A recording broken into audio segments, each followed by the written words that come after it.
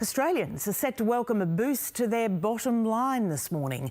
The new financial year is ushering in cost of living relief in the form of tax cuts, wage increases and energy rebate. The changes will affect millions of workers, while the $300 energy rebate will come to each and every household.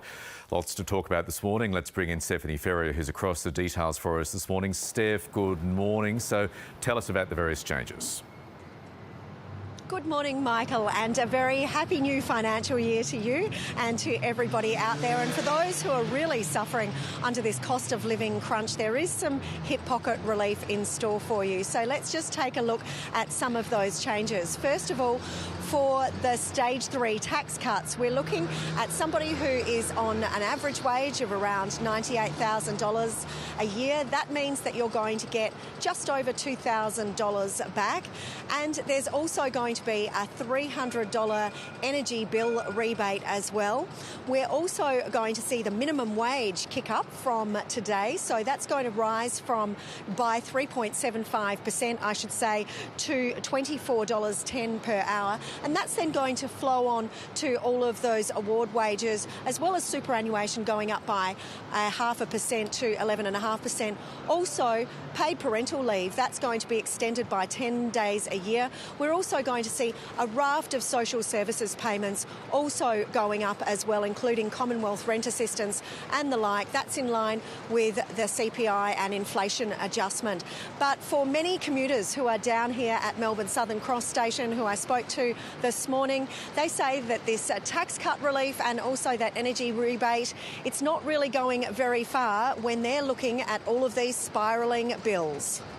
I don't think there's any benefit to it, to be honest. It's $300. That's not going to make any difference down the track to me whatsoever. So thank you, but I think there's a better way of doing it. Don't know what it is, but that's not the way for me. I catch the train here to get early bird to save $5 every day. People are just really struggling at the moment. Everything's too expensive. Food items $5 for one thing. It's not enough to support people. Definitely don't think it's enough just yet, especially in this climate that we're in at the moment. I think everything's going up a lot, but we're not getting anything for it. So a pretty uniform message there, Michael, from so many saying that they are really feeling like they're struggling at the moment. And inflation is the big concern, of course, because there are some who are worried that some of this relief could become inflationary.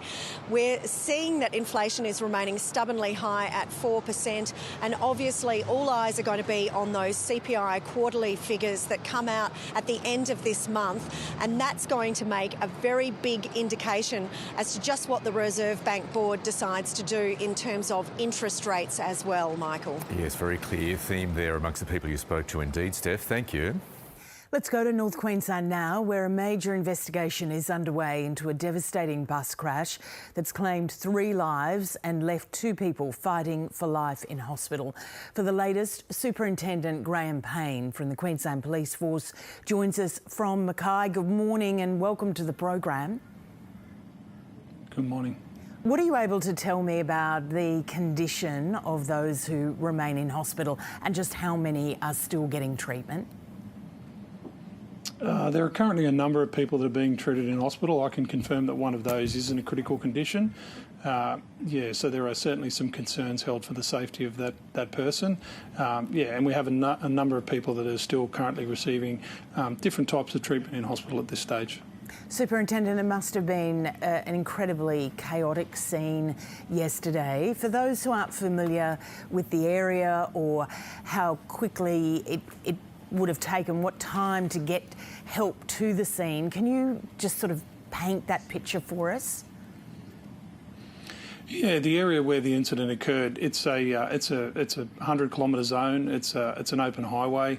It's certainly a remote regional type area. Approximately halfway between Bowen and Townsville. So, it is one of those areas where, for an incident of this scale, it certainly takes some time to get not just the initial response, but certainly enough first responders on scene to manage an incident of this scale. What's your initial understanding of what happened? Look, our specialist crash investigators, they've forensically examined the scene. They're currently interviewing additional witnesses, and there'll be further analysis of evidence. So once we've had a look at those, the different parts of the investigation, we'll have a much clearer picture on exactly what's occurred and why. But as you can understand, an incident of this nature is very, very complex. So we want to go through that holistic investigation before we really move towards looking at exactly why and how it's occurred. Were both vehicles heading in the same direction at the time? No. The bus was heading in a northerly direction on the highway, and the four-wheel drive towing a caravan was heading in a southerly direction at the time. And the roads, the railway track, what's the scene there now like? Well, the road has been opened, but from the impact that had occurred, it pushed the bus across to the railway line. Hence, we had the closure of the railway line at the time. But the incident scene has been primarily cleared. The road is open at this point, but certainly our investigations remain ongoing. Superintendent, we've had a couple of local members, the Mayor of Whitsundays, the Burdekin member this morning, being highly critical of the state of the roads there. I imagine you're pretty familiar with those roads. What can you tell us about it? Because Dale Last, the member for Burdekin, said it was pretty much a goat track.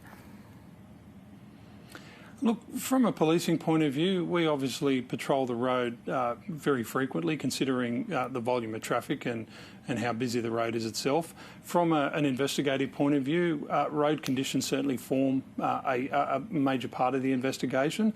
But having said that, we do look at the investigation holistically, and road conditions form part of that, but we'll also use a number of other different forms of evidence to sort of draw a conclusion as to how and why it's occurred. Pretty busy time up there, I imagine. I've just been travelling around other parts of Australia and the grey nomads are out in force. Yeah, look, it's school holiday time, so certainly we see that increased traffic on the roads. From our point of view, we have a significant police presence on the road through Operation Cold Snap. That's occurring right throughout Queensland. There are a number of targeted operations to try and make sure we can, enforce the road rules, but also engage motorists proactively and, make them aware that, at this time of year it's important to plan your trip, to take the time getting there and, be aware of those things that constantly pop up in a lot of traffic crashes we see.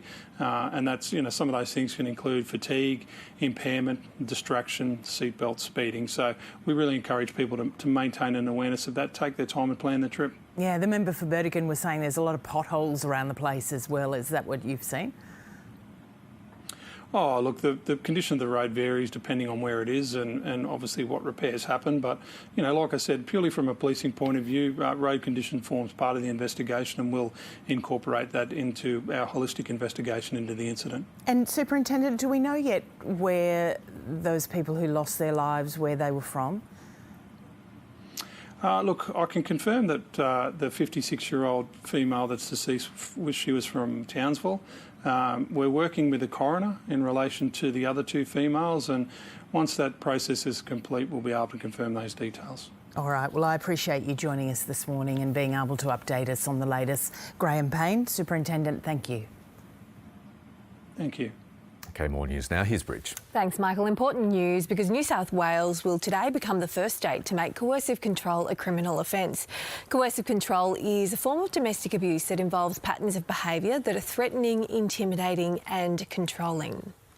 France has recorded its highest voter turnout in more than 40 years as results from the first round show the country is moving to the political fringes. Exit polls show Marine Le Pen's far-right National Rally Party is on course for victory, expected to win 34% of the first round vote. Emmanuel Macron's party could come in third at just over 20%. The president of RSL Australia has labelled the vandals who attacked war memorial sites in Canberra cowards. Pro-Palestinian sentiments were sprayed on monuments over the weekend at Canberra's Anzac Parade near the Australian War Memorial. Greg Mellick says the actions are deplorable and says those responsible should face the full force of the law. A French inspection team has taken aim at an abandoned Australian base in Antarctica, saying it poses a clear risk to the environment. The group says 3,000 old fuel drums, asbestos and other waste has been left and buried under ice and snow at Wilkes Station. The Australian Antarctic Division says it's looking into the best way to safely clean the site. And it's the most explosive day of the year for Territorians as the top end lights up the night with fireworks to celebrate Territory Day. It's the one day of the year where it's legal to buy fireworks in the NT. However, animal shelters are bracing for an influx of distressed pets due to the noise.